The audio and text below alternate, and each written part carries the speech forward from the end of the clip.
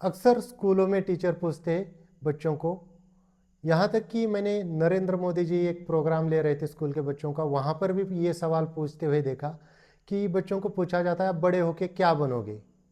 फिर जवाब आता है, मैं बड़ा होकर प्रधानमंत्री बनूंगा, या बड़ा होकर मैं कोई किसी महापुरुष का नाम लेते हैं कि मैं बड़ा होकर स्वामी विवेकानंद बनूंगा, मैं बड़ा होकर स्वामी दयानंद सरस्वती जी बनूंगा, मैं बड़ा होकर महाराणा प्रताप, मैं बड़ा होकर छत्रपति शिवाजी महाराज बनूंगा। ऐसे किसी महापुरुष का नाम लिया जाता है कि मैं बड़ा होकर ये बनूंगा। कितना बेतुका सवाल है ये कि आप बड़े होकर क्या बनेंगे। और बच्चे जब इस प्रकार से जवाब देते तो सब तालियां बजाते, वाह वाह वाह, बड़े होकर। लेकिन यहां सोचने वाली ये बात है कि इतिहास गवाह है, इस संसार में आज तक तो कम से कम कोई दूसरा व्यक्ति वैसा बना नहीं है। जो भी बना है एकमात्र वही है।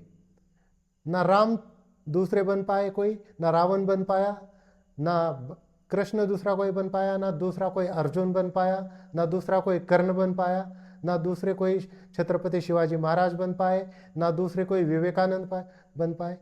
अगर हम किसी की कॉपी करने में लग जाएंगे ना, तो हम अपने क्षमता को भी खो देने की संभावना ज़्यादा रहती है। यहाँ किसी के अंगूठे के मिल नहीं रहे, किसी की आंखें एक दूसरे से मैच नहीं हो रही, किसी का चेहरा एक दूसरे को मैच नहीं हो रहा, और आप सीधा सीधा कैरेक्टर को कॉपी करने में लग जाते हो कि मैं बड़ा होके वो बनूंगा। बड़ा होके बच्चों को ये बताना चाहिए कि तुम बड़ा होके वो बनो कि जो तुम्हारे अंदर काबिलियत है। भगवान ने तुम्हें स्पेशल बनाया है, किसी के जैसा नहीं बनाया, स्पेशल बनाया है। अपनी अंदर की क्षमता को पहचानो।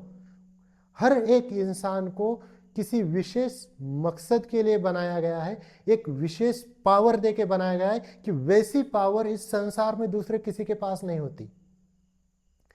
और जो भी इंसान उस अपनी शक्ति को, अपनी पावर को समझ पाया है, वही इंसान महान बना है, वही महापुरुष बना है।